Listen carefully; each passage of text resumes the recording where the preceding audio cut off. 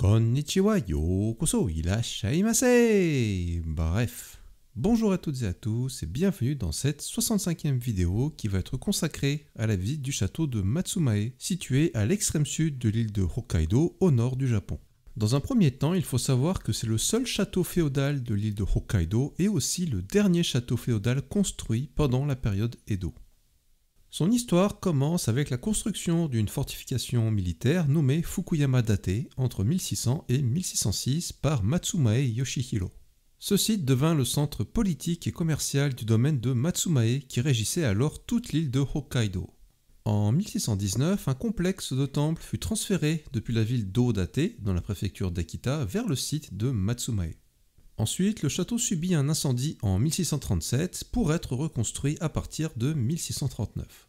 En 1789, une révolte armée du peuple Ainu, un peuple autochtone du nord du Japon, éclata dans l'extrême nord-est, dans la région de Nemuro. Cet épisode déboucha sur la bataille de Kunashiri-Menashi. Le domaine de Matsumae était mandaté par le shogunat pour gérer les relations avec le peuple Ainu. Mais ce peuple subissait des abus, notamment des transactions forcées, des humiliations culturelles et une exploitation par les commerçants japonais. En réponse à cela, des groupes Ainu attaquèrent donc des postes japonais sur l'île de Kunashiri. Mais le soulèvement fut rapidement écrasé par les forces du domaine Matsumae. C'est l'un des plus grands soulèvements Ainu de l'époque Edo, marquant la confrontation entre colonisation japonaise et résistance autochtone. Même si cet événement ne se déroula pas au château, c'est bien le domaine en charge du château qui intervint dans le conflit. En juillet 1849, le seigneur du château, Matsumae Takahiro, reçut l'ordre de moderniser le château par le shogunat Tokugawa. L'objectif était de renforcer la défense et la surveillance des navires passant par le détroit de Tsugaru entre Hokkaido et Honshu. Plusieurs canons furent installés pour bombarder les navires indésirables, notamment étrangers. Après la convention de Kanagawa en 1854, la construction du château modernisé et de ses nouvelles défenses s'acheva. C'est aussi à cette date-là que le Tenshu fut finalisé avec la forme que l'on lui connaît aujourd'hui. C'est donc le dernier château féodal construit à l'époque Edo. On notera qu'à l'époque, le château était plutôt appelé château de Fukuyama, même si l'appellation château de Matsumae existait bel et bien. En octobre 1868 et en pleine guerre civile du Boshin, des forces loyales au shogunat Tokugawa se réfugièrent à Hokkaido.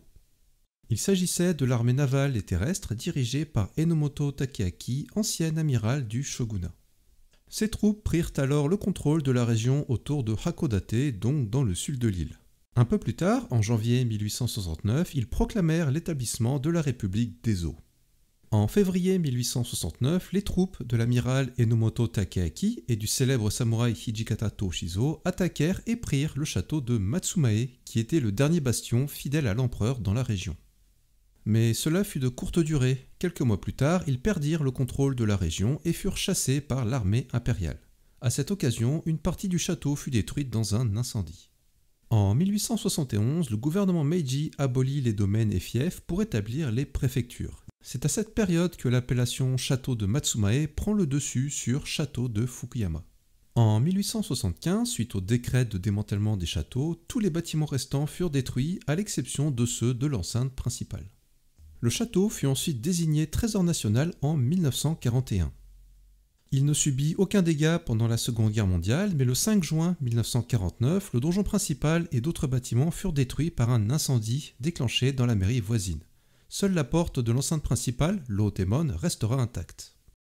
Par la suite, le donjon principal fut reconstruit en 1961, respectant sa forme d'origine, mais réalisé en béton armé et accueille aujourd'hui le musée du château. Certaines portes et défenses seront reconstruites en 2000 et 2002. Sur ce, je vous laisse avec la visite. Et on se retrouve aujourd'hui au château de Matsumae, qui est donc par là-bas. Donc là, on est à plus ou moins à l'extrême sud de l'île de Hokkaido. Donc aussi, on a l'océan. Il y a un petit peu de vent, il fait un peu frais, mais on a un beau temps et ben on va aller voir ce qui nous attend là-bas. C'est parti! Donc on se rapproche, ici on a les premières douves et surtout ce qu'on voit ici c'est qu'on a plein de cerisiers. Alors c'est pas la saison, hein. Là on est en octobre, mais il faut bien imaginer que pendant la saison des cerisiers ici, donc j'imagine plutôt vers mai-juin, quelque chose comme ça, et bien la route doit être pavée d'arbres en fleurs et ça doit être assez magnifique. Bon, le vert c'est pas mal non plus, hein, mais pendant la saison des cerisiers ça doit être encore plus joli. Et donc là on a une première vue sur le donjon principal du château. vue de l'extérieur depuis la face sud. Là-bas, j'ai l'impression qu'on a des palissades reconstruites et une porte qu'on va aller voir aussi. Et voilà, la première vue sur le dojo principal ici. Et en plus de la vue sur le Tenchu par là, ici côté sud, donc en plus d'avoir une très belle vue sur l'océan, on a aussi ici une ruine d'une yagula, donc d'une tourette de 2 étages qui accueillait le tambour, le taiko du château. Donc ici voilà, il y avait une ancienne tourette pour garder notamment, pour surveiller tout ce qui passait par l'océan. Et donc d'ailleurs sur ce panneau là qui nous parle de cette tourette de 2 étages, on a une photo là qui date de 1867 où on voit donc le Tenchu à droite et à gauche ici la Taiko Yagula, donc qui accueillait le tambour ici. Voilà, une petite image de comment c'était à l'époque. Et puis ils avaient une belle vue depuis ce socle sur la mer. Et juste à côté là on a les palissades en bois qui ont été refaites comme à l'origine aussi. Très joli. Et là on voit donc les Ishigaki aussi d'époque, là qui sont vraiment bien taillés exactement comme il faut. On voit que le château est assez récent en fait, enfin les Ishigaki du château sont assez récents et qui sont vraiment bien découpés. Bon, il en manque un petit peu de temps en temps. Et voilà, là c'est vraiment bien découpé. Et là on a une porte aussi qu'on va aller voir tout de suite. Et donc ici on a une très jolie porte de type Koraimon, donc c'est la Kalamete Ninomon. Donc en gros ça veut dire la deuxième porte de l'arrière, donc voilà, c'est une porte à l'arrière du château ici, et c'est la deuxième porte certainement de la deuxième enceinte. Et elle a l'air d'être refaite en bois ici, alors je sais pas si c'est du 100% en bois, j'ai pas trop trouvé d'infos là-dessus. En tout cas elle est très jolie, elle est très bien refaite. Ah si, tiens, on voit que les murs ont été repeints en blanc ici de ce côté. Une très belle porte d'entrée avec le Tenchu derrière là, c'est une très jolie entrée de ce côté là. Ah, et il y a une autre porte là-bas qu'on va aller voir aussi, tiens. C'est un petit peu la même d'ailleurs je crois. Et voilà ici une belle vue de la porte Kalamete Ninomon avec le Tenchu derrière.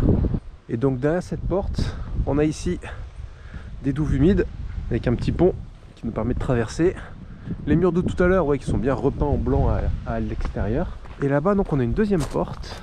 Ah, et juste avant la porte, là on a aussi un petit plan 3D de comment est fait le château, avec les différentes portes, les différentes toirettes de l'époque ici.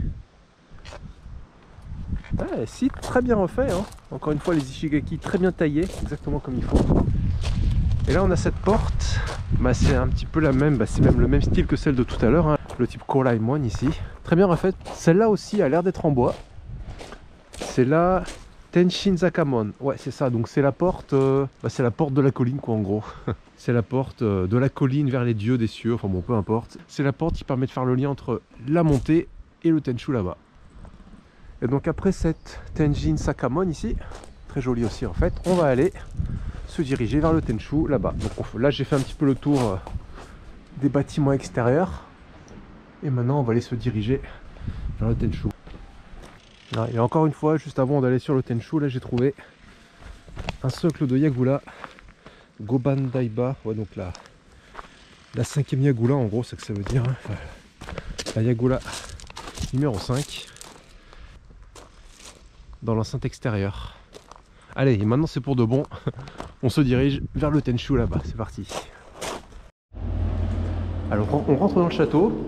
Donc le donjon principal a été refait en béton. Et là on rentre par un beau tunnel tout en blanc, tout moderne quoi. Donc bon, le donjon principal est refait en béton, mais la forme est fidèle à l'original. J'aurai l'occasion d'en reparler un petit peu après. Donc là c'est un musée et je crois que le bâtiment est un petit peu vieillissant malheureusement. Alors je suis pas tout seul, donc on va pas faire trop de bruit. Voilà, ici on a la description du château. Donc un rez-de-chaussée et 3 étages ici, mais c'est principalement un musée. Ici il n'y a pas de reconstruction en bois, en tout cas pas encore. Voilà, et puis je filmerai s'il y a des choses intéressantes. Donc ici on a des jolis dessins d'époque, des différents bâtiments du château. Donc les différentes portes, les différentes toirettes. Comme il n'en existe plus beaucoup, c'est assez sympa d'avoir des dessins comme ça qui nous montrent un peu comment c'était à l'époque.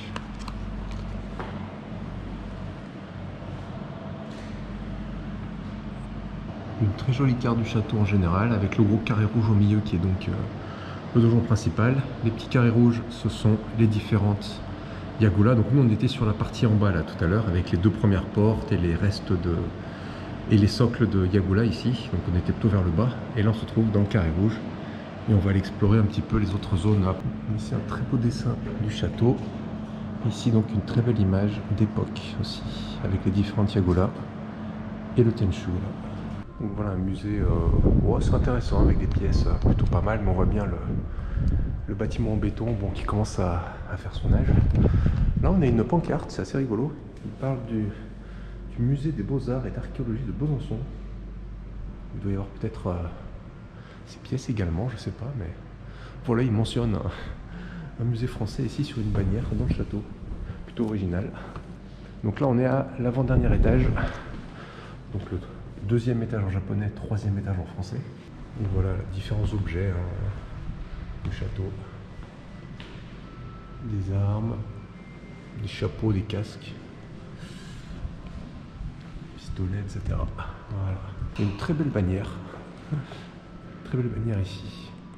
Et donc on se trouve au dernier étage du château. Donc on a une belle vue sur la mer ici, côté sud. Alors donc le bâtiment est en béton, mais j'ai lu qu'ils allaient peut-être le refaire en bois, mais en 2035.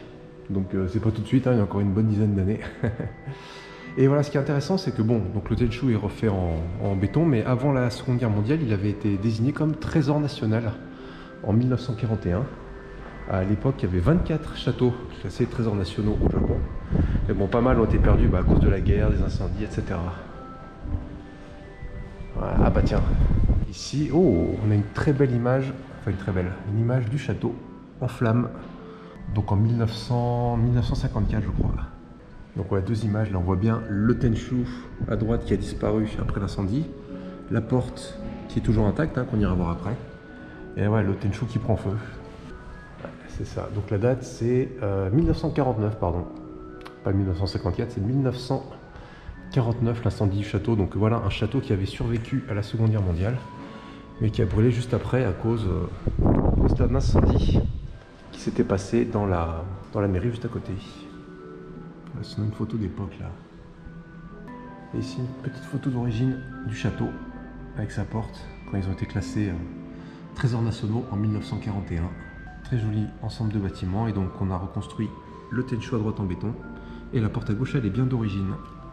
Donc ici des photos du château qui est en reconstruction dans les années 1960 ici.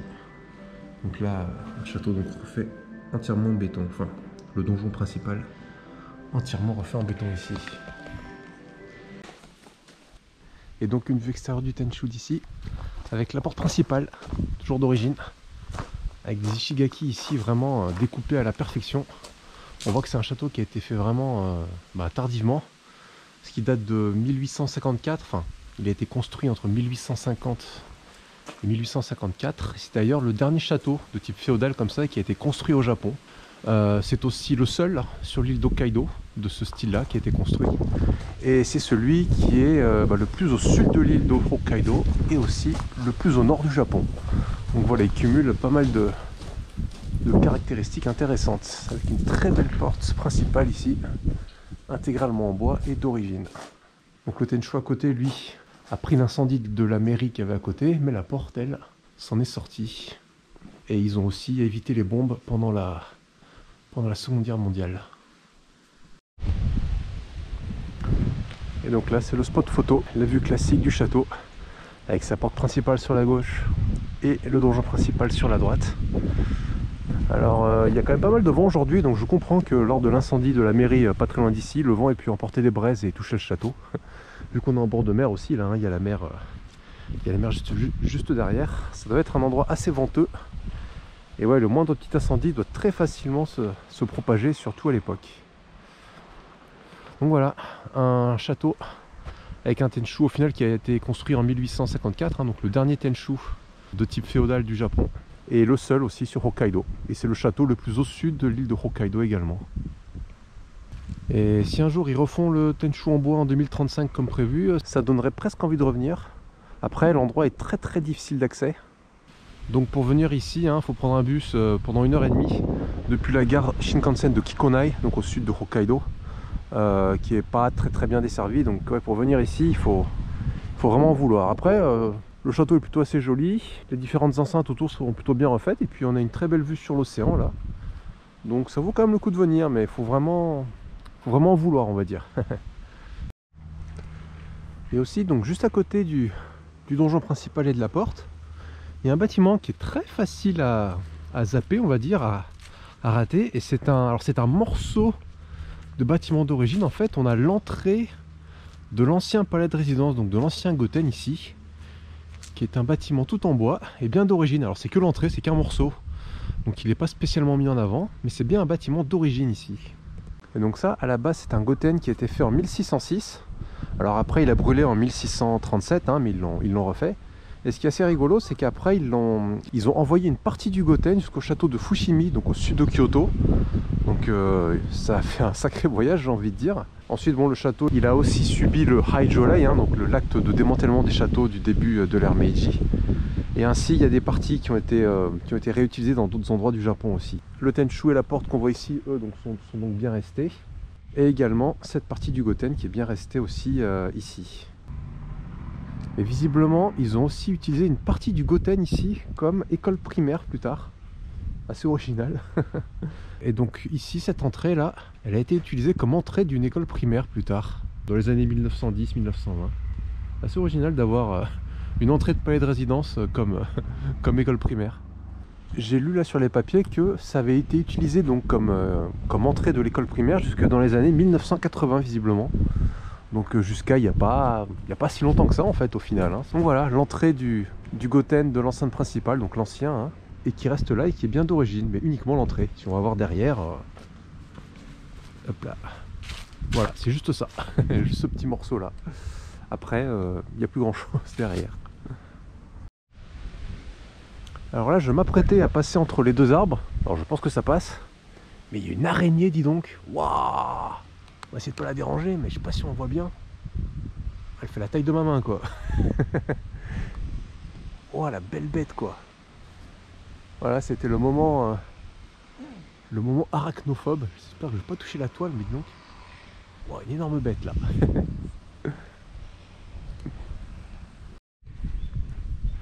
Donc ici, on se trouve de l'autre côté du château qu'on a visité tout à l'heure. Donc là, on est à l'extérieur de la zone visitable. Mais ici, on a un grand espace qui correspondait en fait à l'endroit où le Goten se trouvait.